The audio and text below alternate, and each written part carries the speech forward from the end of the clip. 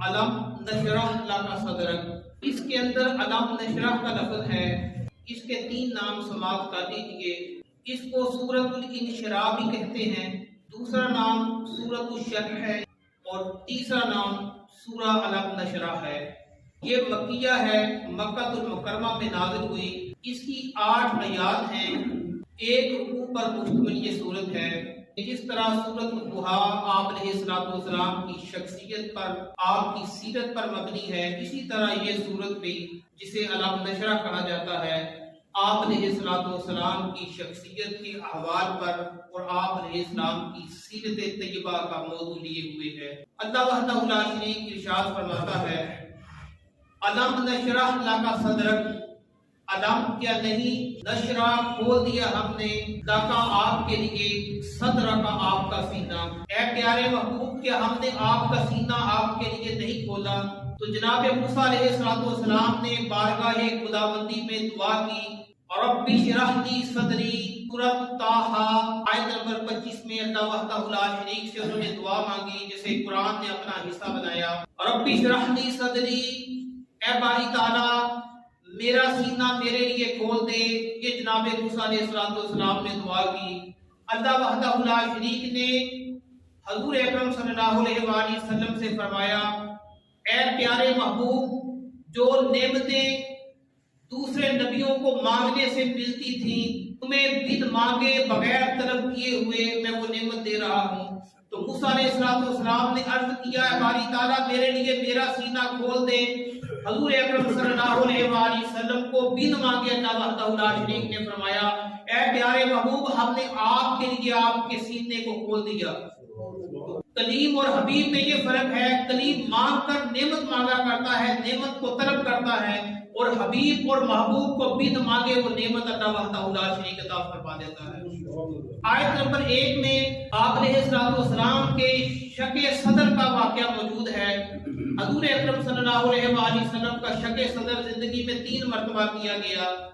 ایک مرتبہ جب آپ قبیلہ بنو سعد میں تھے، آپ علیہ السلام کی عمر مبارک تقریباً 5 سال تھی اس وقت۔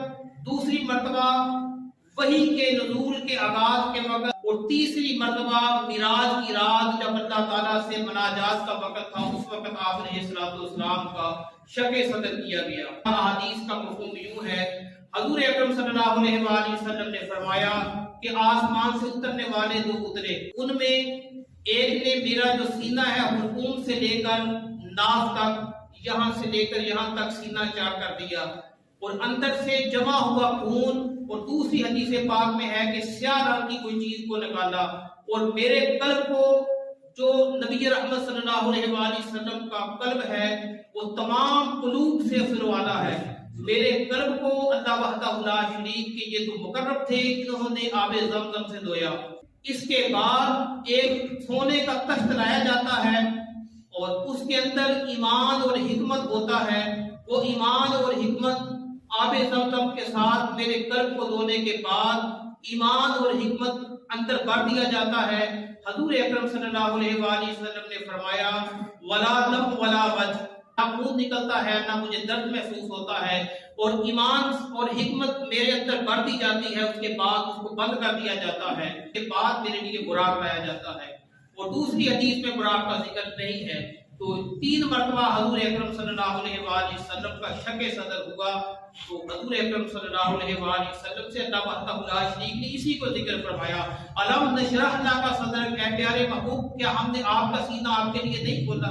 ووضعنا عنک وزرک، ووضعنا اور اتار دیا ہم نے، عنک آپ سے، وزرک آپ کا بوجھ۔ وزر کا لفظ بعض تفاسیر کے اندر گناہ کے معنی میں کیا گیا ہے، لیکن جب نبی کی شان کی باری آتی ہے تو پھر نبی پر یہ لفظ صادر نہیں آتا، تو اس لیے اللہ وحدہ لا شریک نے ارشاد فرمایا اور اتار دیا ہم نے آپ سے مشقت کا بوجھ۔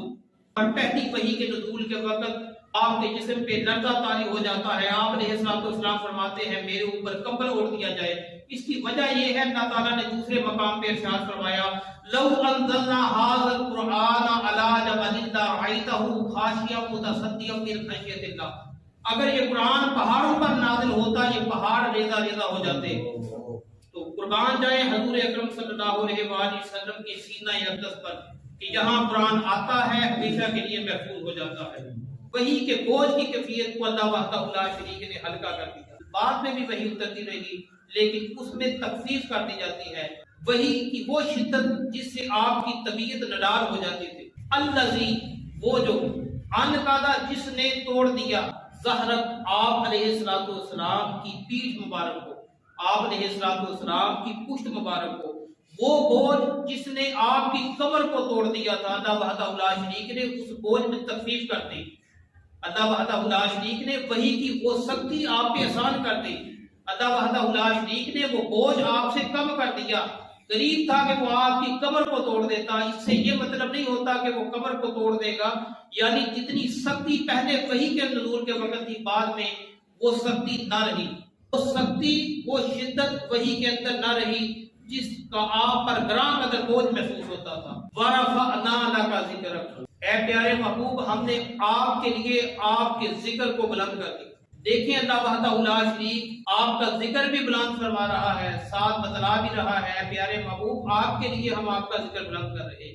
اللہ تعالیٰ نے جو آپ کا ذکر بلند کیا ہے، حدیث پاک میں آتا ہے، وہ حدیث پاک کا مفہوم بھی سنیے۔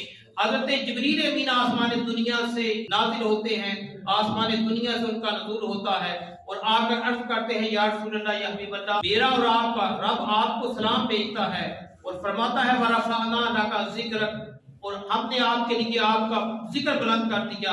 جانتے ہیں یہ کیسا ذکر جو ہے آپ کا بلند کیا؟ حضور اکرم صلی اللہ علیہ وآلہ وسلم نے فرمایا اللہ عالم، اللہ ہی بہتر جانتا ہے۔ جبریل امین نے عرض کیا یا رسول اللہ یا حبیب اللہ، اللہ تعالیٰ فرماتا ہے جہاں میرا نام لیا جائے گا وہاں ہے پیارے محبوب تیرا نام لیا جائے گا۔ اذان میں دیکھیں، اقامت کے اندر دیکھیں اللہ کے نام کے ساتھ اللہ کے نبی کا نام نظر آتا ہے۔ نماز کے اندر دیکھیں اللہ کے نام کے ساتھ اللہ کے نبی کا ذکر ملتا ہے۔ کلمہ کے اندر آپ کا نام ہے، کلمہ شہادت کے اندر آپ کا نام ہے، قرآن کے اندر آپ کا نام ہے، آسمانی کتابوں کے اندر آپ کا نام ہے۔ قرآن کو اٹھا کے دیکھیں محمد رسول اللہ، اطیع اللہ و اطیع الرسول، جہاں اللہ کا نام نظر آتا ہے قرآن پاک میں وہاں نام مصطفیٰ بھی نظر آتا ہے۔ من یطع الرسول فقد اطاع اللہ، دیکھیں قرآن پاک کا کیسا حسن ہے، جہاں اللہ تعالیٰ کا نام آتا ہے ان اللہ و ملائکتہ یصلون علی النبی، اللہ وحدہ لا شریک اپنے نام کے ساتھ اپنے نبی کا ذکر کر رہا ہے۔ یہ ہے وَرَفَعْنَا لَكَ ذِكْرَكَ، اے پیارے محبوب ہم نے آپ کے لیے آپ کا ذکر بلند کر دیا۔ اس کے بعد اللہ تعالیٰ فرماتا ہے فَإِنَّ مَعَ الْعُسْرِ يُسْرًا، بس اتنا تحقیق مع میں نے ہوتا ہے ساتھ، فَإِنَّ مَعَ الْعُسْرِ کہتے ہیں مشکل کو، یسر کہتے ہیں آسانی کو، پس تحقیق مشکل کے ساتھ آسانی ہے۔ اس کے بعد مقرر ہے یہی آیت آگے ہے، تحقیق مشکل کے ساتھ آسانی ہے۔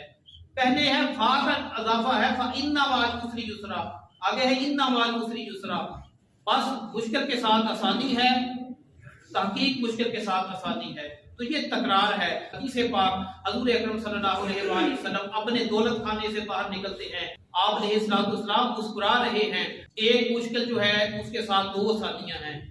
حضرت علی المرتضیٰ شیر خدا رضی اللہ تعالیٰ عنہ اور حضرت عمر فاروق رضی اللہ تعالیٰ عنہما دونوں سے روایت ہے، فرماتے ہیں کہ یہ جو مشکل ہے دو آسانیوں پہ کبھی غالب نہیں آ سکتی۔ حضرت حسن بصری نے بھی اس آیت کی تفسیر میں یہی لکھا ہے، حضور اکرم صلی اللہ علیہ وآلہ وسلم آئے، آپ کا چہرہ مبارک بڑا حشاش خشاش تھا، آپ علیہ السلام ہنس رہے ہیں، مسکرا رہے ہیں، ان دونوں آیتوں کی تلاوت فرما رہے ہیں فَإِنَّ مَعَ الْعُسْرِ يُسْرًا، إِنَّ مَعَ الْعُسْرِ يُسْرًا۔